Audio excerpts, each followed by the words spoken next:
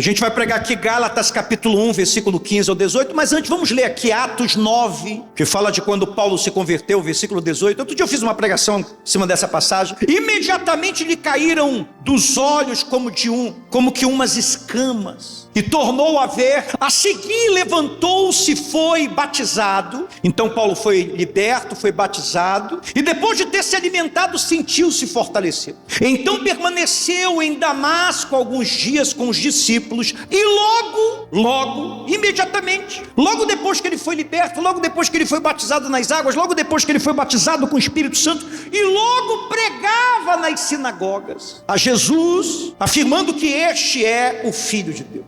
Então quando nós lemos aqui em Atos 9, 18, 20, a gente entende que Jesus, quando se revelou para Paulo, ele caiu do cavalo, ele ficou cego, depois ele foi curado da cegueira, ele foi liberto, ele foi batizado nas águas, recebeu o Espírito Santo, e diz a palavra de Deus que no outro dia ele já estava pregando nas sinagogas sobre Jesus, aquele a quem ele perseguia. Então num dia ele estava perseguindo, no outro dia ele já estava pregando. Isso não é uma coisa boa, sim ou não? Você gostaria que algum familiar seu que hoje é perturbado, endemoniado, um dia está endemoniado e no outro dia está falando de Jesus? Gostaria que isso acontecesse? Quem gostaria? Levanta a mão.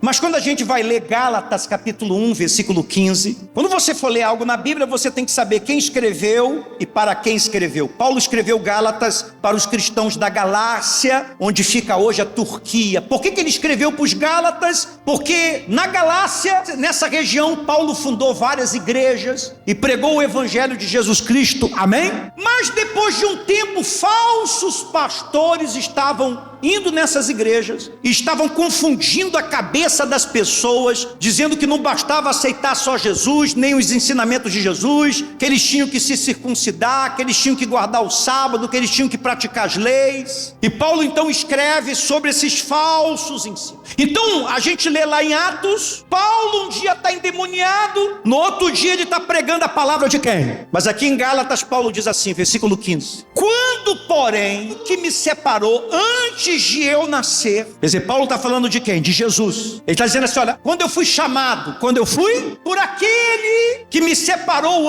antes de eu nascer. Amém? Você crê nisso? Você crê que Jesus te escolheu, te chamou antes mesmo de você nascer? Você sabia disso? Que antes de você ser formado no ventre da tua mãe, ele já te amava? Você sabia que antes de você ter ossos, Jesus já tinha um propósito para você? Sim ou não? Antes de você ser gerado no ventre da tua mãe, Jesus já tinha com ele todos os dias da tua vida e da tua história. E é por isso, olha aqui para mim, é por isso que enquanto você não viver os propósitos de Deus, enquanto você não viver os propósitos, você vai estar sempre vivendo as mesmas situações, até que você se volte para Jesus. Eu conheço muita gente que ela está sempre vivendo as mesmas situações.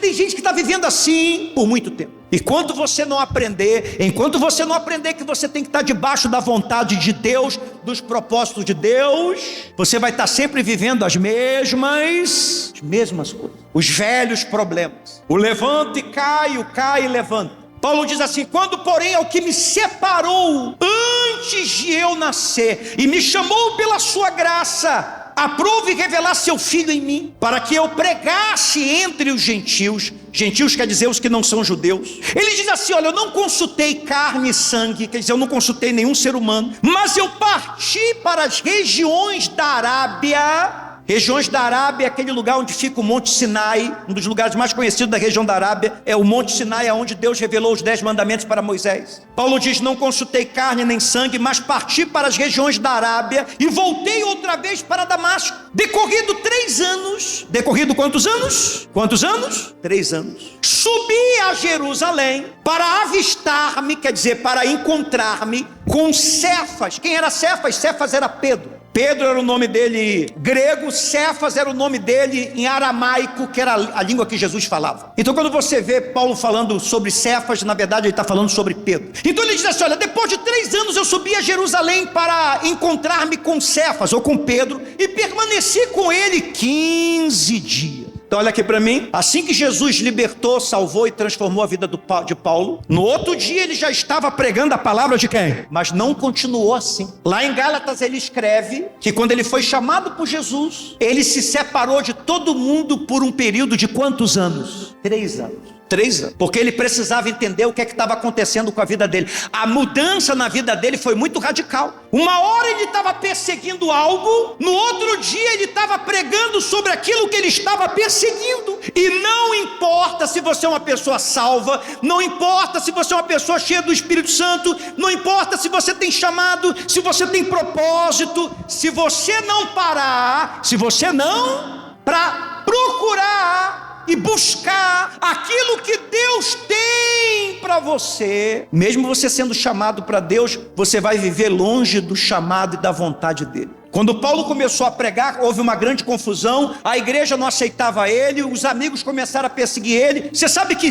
sempre que você começa a seguir Jesus, o inferno se levanta. Se levanta ou não se levanta? Se levanta ou não se levanta? Acontece isso com você? Sim ou não? Aconteceu com Paulo. O que ele fez? Ele foi para um lugar afastado, e lá ele ficou quanto tempo? 3 anos.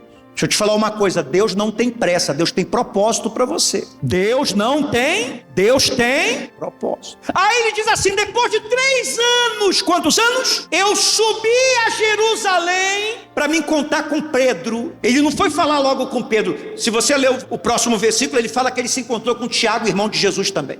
Quando Paulo foi salvo, quando Paulo foi redimido, quando Paulo foi perdoado, quando Paulo foi batizado, quando Paulo foi cheio do Espírito Santo, quando Paulo foi chamado para pregar a palavra de Deus, ele não foi procurar Pedro primeiro. Ele primeiro foi procurar quem? Jesus. Depois de 3 anos, Deus já tinha mostrado para Paulo para onde ele tinha que ir, o que ele tinha que fazer, com quem ele ia trabalhar, de que maneira ele ia trabalhar. Você sabe que Paulo foi o maior apóstolo de Jesus. Dos livros do Novo Testamento, ele que escreveu a maioria. Ele recebeu revelações que Pedro não recebeu, que Tiago não recebeu, que nenhum dos apóstolos receberam. Então, quando ele foi falar com Pedro, que ele foi se apresentar para o líder principal da igreja, ele já sabia quem ele era e o que ele ia fazer. O problema das pessoas hoje, olha aqui para mim, o problema de muita gente hoje é que ela procura primeiro Pedro e depois que ela vai procurar Jesus. E às vezes ela nem procura Jesus. Quando Pedro dá a direção para ela, ela vai seguir a direção de Pedro. Pedro era o líder da igreja, mas Jesus estava acima de Pedro. Amém? Jesus tinha um chamado para Pedro, Jesus tinha um chamado para Paulo.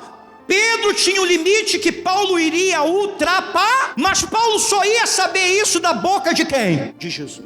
Se Paulo tivesse ido procurar primeiro Pedro, Pedro iria orientar Paulo através dos seus olhos, do seu coração, do seu sentimento e das suas limitações, e Paulo não seria usado como ele foi debaixo da direção de quem? De Deus. Não tem direção melhor para a tua vida do que você receber ela direto de Jesus. Você pode buscar direção no nome de Deus, deve buscar direção no nome de Deus, mas muita coisa as pessoas vão dirigir você conforme elas entendem, conforme elas pensam, conforme elas sentem, conforme elas vivem. E se você não saber o que Deus quer de você, o que Deus quer para o teu casamento, o que Deus quer para a tua família, o que Deus quer para a tua vida espiritual, você vai estar sempre rodando e nunca vai sair do lugar. Tem gente que esse ano fez de tudo e não aconteceu nada. Tem gente que esse ano está acabando o ano, ela está acabando e ela está se acabando junto com o ano, cansada, estressada, ansiosa, porque você sabe, quem tem celular e levanta a mão, você carrega com você a opinião de mais de 7 bilhões de pessoas, todo mundo falando na tua cabeça, é filho falando, é neto falando, é marido falando, é esposa falando, é político falando, é pastor falando, é amigo falando, e você entra nas redes sociais, todo mundo está falando,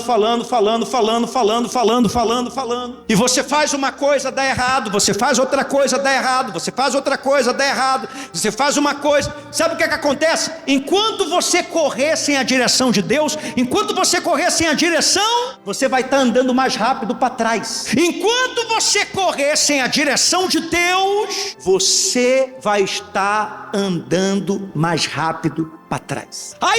Eu vou me mudar, eu vou para tal lugar, porque está todo mundo se mudando para lá, ou meu amigo foi, meu familiar foi. Você tem que procurar saber se Deus te quer lá, porque se você for para um lugar que Deus não te quer, você pode fazer tudo que os outros estão fazendo, que está dando errado, que está dando certo, para você vai dar o quê? Errado, porque Deus não te quer ali. Deus não te quer ali. Por isso que Paulo disse, eu não fui consultar nem carne nem sangue, Paulo precisou de 3 anos. Paulo, presta atenção, Paulo, o homem que foi arrebatado, o homem que viu o céu, o homem que teve as maiores revelações, ele precisou parar e buscar a vontade de Deus durante quantos anos? Para ele ter toda a convicção do trabalho que ele iria fazer. Você não pode fazer as coisas com dúvida. Você não pode fazer as coisas com ansiedade. Você não pode fazer as coisas por necessidade.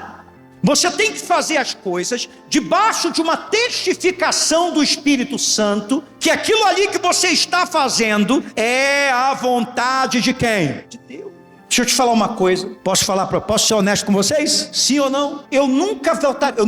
Os meus planos era nunca mais colocar os pés aqui, vim aqui só para visitar minha família. Eu não voltei para cá, para Belém, porque, eu sou muito apegado à minha terra, eu ia abrir igreja em outro lugar. E eu buscando a Deus em oração e em jejum, Deus pediu para que eu abrisse a igreja aqui. Então eu trabalho debaixo de uma revelação, eu trabalho debaixo de uma convicção, eu trabalho debaixo de uma certeza, eu trabalho debaixo de uma testificação, eu trabalho debaixo de uma paz. Eu sei que a mão de Deus está ali no trabalho, então você nunca vai me ver correndo, você nunca vai me ver preocupado com nada dos outros, porque eu tenho certeza absoluta que eu estou dentro da vontade de Deus.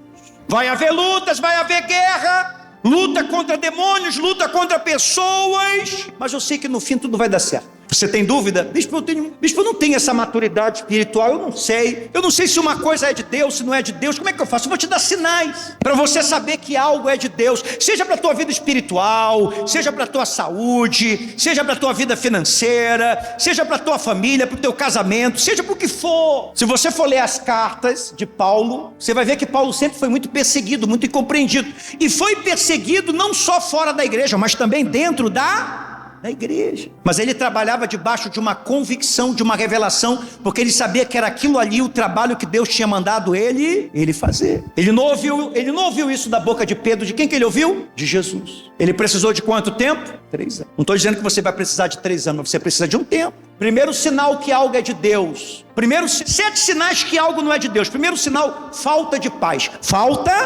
Se há confusão, se há medo, se há dúvida, se você não tem paz no teu coração com aquilo que você está fazendo, seja o que for, aquilo não é de Deus. Colossenses 3,15. E a paz de Cristo seja o árbitro. O que é o árbitro? Juiz. E a paz de Cristo seja o juiz em vosso coração. Então você tem que ter paz no coração. Você está fazendo algo que está apertando o teu coração. Quantas pessoas foram para um lugar e perderam a vida e Deus deu um sinal para ela no coração dela? Ela foi para aquele lugar ali com o coração apertado. Então ela foi para um lugar onde a presença de Deus não estava, ela não estava guardada ali. Não faça nada que você não tenha a paz de Deus no teu coração. Segundo sinal que aquilo não é de Deus, tem algo que você está fazendo que está matando a tua fé. Deus nunca vai te dar nada para matar a tua fé, porque segundo a palavra de Deus lá em Hebreus 11:6, sem fé é impossível agradar a Deus. O que Deus vai te dar aumenta a tua fé, não diminui a tua fé. Isso que você está fazendo, está aumentando a tua fé ou está diminuindo a tua fé? Se estiver matando a tua fé, isso não é de Deus. Isso serve para qualquer área da tua vida. Terceiro sinal de que algo não é de Deus, o que você está fazendo ou o que você pretende fazer vai quebrar princípios,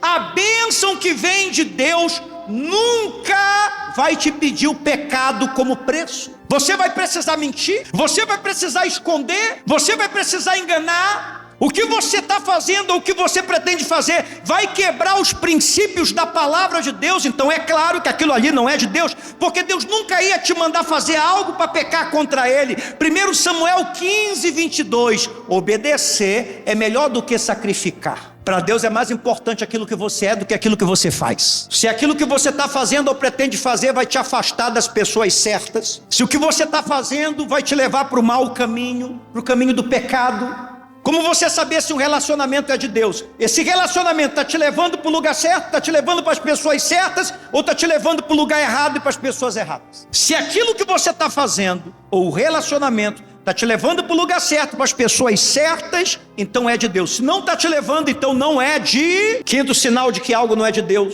isso que você está fazendo ou que você pretende fazer vai roubar o teu tempo com Deus. Você não vai ter tempo para Deus. Tudo aquilo que você está fazendo, aquilo que você pretende fazer, vai ficar com todo o seu tempo. Você vai estar indo contra o que Jesus disse, Mateus 6,33. Buscai primeiro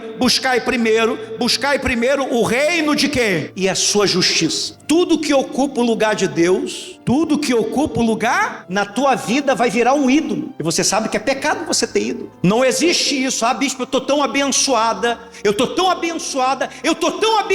que eu não tenho tempo nem de ir na igreja. Isso não é bênção, isso é maldição então. Olha aqui para mim, tudo que vem de Deus para você vem no tamanho certo, na medida certa, no tempo certo. Porque Deus é perfeito equilíbrio. Nada de Deus vem faltando ou sobrando. A Nova Jerusalém, a cidade que nós vamos morar no céu, diz que ela tem medidas iguais na sua largura, na sua altura, no seu tamanho, é tudo igual. Porque Deus é equilíbrio. Jesus era o homem mais ocupado do mundo. Mas eu pergunto, Jesus tinha tempo para o Pai? Sim ou não? Sim ou não? Ele tinha. Você tem que ter tempo para Deus, você tem que ter tempo para sua família, você tem que ter um tempo para você precisa se cuidar também. Sexto sinal de que algo não é de Deus: te afasta do propósito de Deus. O que você está fazendo, o que você pretende fazer, está te afastando da vontade de Deus. O que é de Deus te aperfeiçoa, o que não é te apaga. Diga assim comigo: o que é de Deus, me aperfeiçoa. O que não é me apaga. Se você começa a fazer algo que está fora da vontade de Deus, você começa a ficar apagado, desanimado, sem fé, sem unção, sem presença divina, sem força. Romanos 8:28, sabemos que todas as coisas cooperam, tudo coopera para o bem daqueles que amam a Deus, segundo o seu propósito. Paulo precisou de 3 anos. Jesus no jardim do Getsemane precisou orar quantas vezes? Alguém lembra quantas vezes Jesus orou lá no Getsemane? Quantas vezes ele orou? Quantas vezes? E o que ele orava? Pai, se possível afasta de mim esse cálice, mas se não for possível, que seja feita a tua. E ele repetiu essa oração. Então não venha me dizer que você dobrou o seu joelho, que você orou uma vez e que você já sabe o que tem que fazer. Você não é melhor do que Jesus, nem de que Paulo. Tem coisas que a gente tem que orar uma vez, 2 vezes, 3 vezes, 4 vezes. Sim, Moisés disse para Deus: se a tua presença não for comigo, eu não quero ir. Se a tua presença não for comigo, eu não quero. Assim a gente tem que ser. Se Deus não tiver, eu não quero. Deus está nesse relacionamento, então não quero. Deus está nessa sociedade, então não quero. As pessoas me oferecem muitas coisas.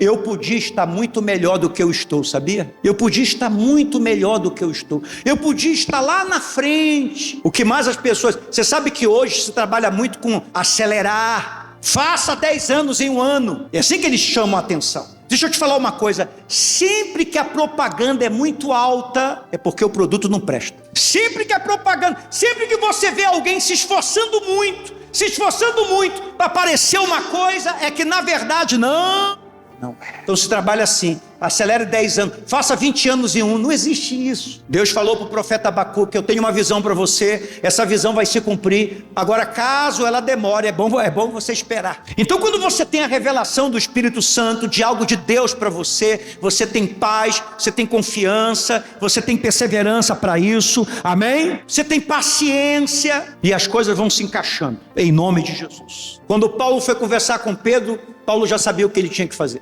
Termine esse ano procurando saber o que é que você tem que fazer. Se você não sabe o que fazer nesse final de ano, pegue esses últimos dias do ano e comece a buscar de todo o coração a vontade de Deus para a sua vida e para a sua família. Romanos 9,16, eu gosto desse versículo. Assim, pois, não depende de quem quer ou de quem corre. Olha que coisa interessante. Não basta você querer, não basta você correr, não basta você ter uma alta performance, não basta você trabalhar incessantemente todos os dias, sem descansar, sem se cuidar. Assim, pois, não depende de quem quer ou de quem corre, mas de usar Deus a sua misericórdia. Quando Deus te abençoa, as coisas vão dar certo. Nada de Deus é atrapalhado, nada de Deus é bagunçado, Nada de Deus é emendado. Deus não trabalha com gato. Estou falando gato lá de luz. Deus não trabalha com gambiarra. Tem gente que o relacionamento dela é uma gambiarra. A vida dela é uma gambiarra.